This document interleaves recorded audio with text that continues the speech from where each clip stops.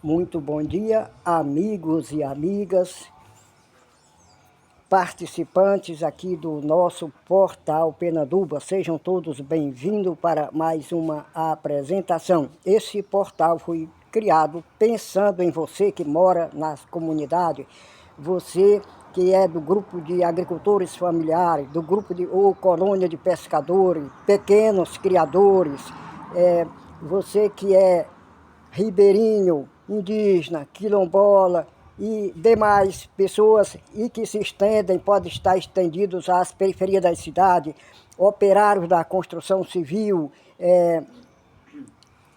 redes de supermercado, operários de rede de supermercado, de loja e enfim. Todos vocês participam de sindicatos, de associações, têm suas lideranças comunitárias, seus presidentes de comunidade, presidentes de bairro, de associações, etc. E são pessoas que agregam influência e que sempre é importante que vocês se reúnam com eles para discutirem as necessidades da sua comunidade. E essas necessidades registradas em atas devem ser apresentadas sempre que possível aos políticos, às autoridades que estão exercendo ou no legislativo, principalmente no legislativo, para que eles façam emendas parlamentares, projetos de lei que possam olhar para vocês e beneficiar vocês, porque disso depende o progresso e o desenvolvimento. Se a gente não alerta os nossos políticos, não entrega a eles as nossas necessidades, dificilmente eles vão se lembrar da gente. Nesse caso a gente falha porque entrega o nosso voto, entrega todo o poder e eles se esquecem com uma certa facilidade, porque a gente esquece que as casas legislativas do país, sejam Câmara de Vereadores, Assembleia Legislativa, Câmara Federal e Senado, Congresso Nacional, enfim, todas essas casas legislativas do país pertencem a cada um de nós, pertencem ao povo brasileiro e não a quem está lá dentro. Ele lá está colocado pelo povo.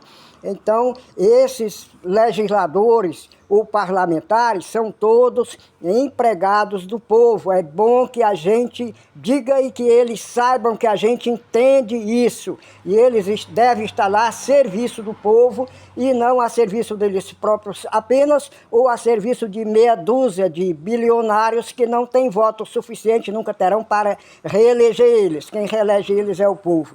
É bom que se diga de passagem que no Brasil se aproxima de 250 milhões de habitantes e só tem 150 mil bilionários, que é o que está fazendo questão agora para não pagar o IOF, porque eles não pagam imposto. Então esses 150 mil não vão eleger ninguém, mas os nossos congressistas, os nossos deputados, os nossos parlamentares, legisladores, estão legislando em favor desses bilionários, esquecendo que quem elege eles, quem tem força para mudar o país, é o povo. E é quem tem a necessidade de ser assistido pelo país, assistido pela nação. Eu dizendo isso aqui, e como eu não tenho poder, a minha fala por enquanto eu estou aqui falando, mas eu estou contando com a compreensão de vocês, que vocês vão transformar a partir da sua comunidade, da sua casa, da sua vizinhança. A mudança começa na sua comunidade e a partir daí podemos sim mudar o país, a partir do que eu estou falando. Das mudanças da forma de ver e pensar, guarde bem isso que eu estou dizendo, das mudanças da forma de ver e pensar, que vem atitudes poderosas, capazes de transformar, fazer a transformação em toda a vida de uma pessoa, de uma família, de uma sociedade, de um estado, de uma nação. E nós podemos nos espelhar a partir disso, que eu fecho aspas aqui para essa frase que chamei a atenção, mas eu posso dizer que nós podemos pensar no caso dos chineses. Eu poderia fazer uma comparação até o ano 2000. A China e o Brasil eram países equivalentes em desenvolvimento. sendo que o Brasil tem 500 e poucos anos de existência, a China tem mais de 6.000 anos de existência, umas 12 vezes mais a idade do Brasil. E a China também passou por muitas dificuldades durante muito tempo, passou por várias invasões e guerras que a deixaram em maus lençóis durante muito tempo.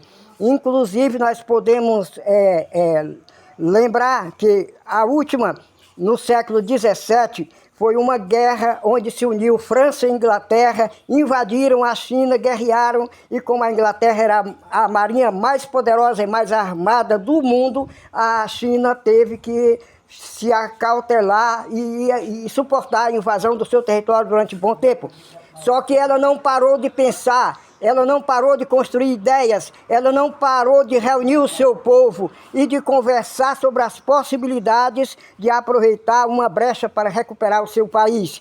Até que entrou uma guerra entre os dois invasores, era justamente entre França e Inglaterra, e a China, com todo o seu jogo de cintura, com toda a sua cautela, a sua inteligência, conseguiu convencer os invasores que era hora de deixarem o território dela. E eles então deixaram. Ficou de saldo 8 grandes desertos no país, que também é um país bastante grande em extensão.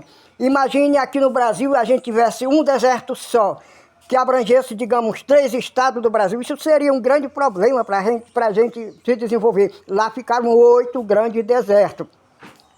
E o que é que está acontecendo? Se eu fosse falar do desenvolvimento da China, que começou a partir de uma mudança de pensamento, como essa que é a proposta do canal. Mudar o pensamento e as ideias para uma construção, para uma vida de renovação, uma vida de progresso, uma vida de mostrar que nós conhecemos, sabemos que temos direito e necessidades e que as pessoas que são eleitas por nós precisam trabalhar por nós.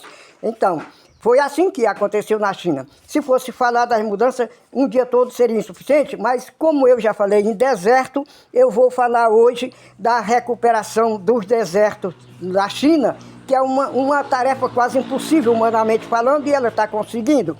Isso para não dizer que ela hoje domina o mundo na tecnologia, no comércio e tudo que se tem, todo mundo é importado da China. Por mais que se diga que tem que parar de importar, os líderes de países que estão dizendo que vão ter que abandonar a China, enquanto eles estão falando para o seu povo, estão vestidos em roupa confeccionada na China, usando colar, pulseira e relógio chinês, tablet e celular chinês e tudo mais. Aí como é que vai caber na cabeça de ninguém que isso pode ser levado a sério? Pois bem, falando de deserto, os desertos de lá, pelo menos um é salgado igual ao mar. E o que ela fez para aproveitar ele? Fez um grande lago artificial que se tornou um mar.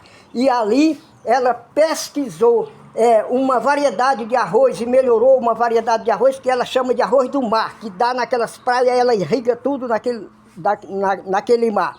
Importou dos Estados Unidos a carpa de lista dourada, que ela é muito mais resistente ao deserto, porque tanto o arroz como tudo que existe por lá é tão difícil que tem uma temperatura muito elevada durante o dia, enquanto que durante a noite baixa demais a temperatura. Então, tanto as culturas, digamos o arroz, como os peixes, têm que ser adaptados em laboratório para que possam adquirir resistência e aguentar a diferença de temperatura. Ela faz tudo isso. Morre alguns alevinos dessas carpas, mas as que escapam vão para lá e resistem muito bem, tá?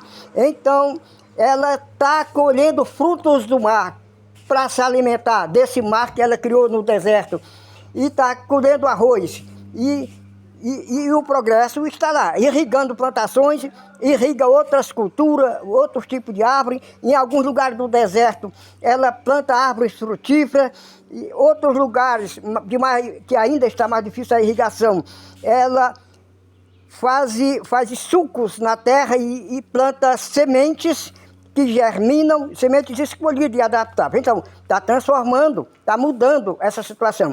Então, isso é apenas para dar uma pequena amostra de que nós temos força, nós temos capacidade. É a gente conhecer o nosso potencial, conhecer o caminho que nós vamos seguir exigindo, buscando, construindo ideias, apresentando nossas ideias registradas, escrito aos nossos representantes políticos e mostrando que eles estão lá a serviço do povo. E mostrando também que nós sabemos que o país tem potencial para isso. É um país riquíssimo em riquezas energéticas, em riquezas minerais, em todo um potencial que outros países até bastante ricos não têm, tá? Então, gente, por enquanto, era mais ou menos isso que eu queria deixar nesse vídeo, para não ficar muito complicado. Então, eu agradeço a todos vocês pela atenção dispensada e vamos em frente, pessoal. Fé em Deus em primeiro lugar, fé no Brasil, fé em vocês, no potencial de vocês e fé no futuro. Um abraço a todos e a todas e até o próximo vídeo, se o Criador assim nos permitir.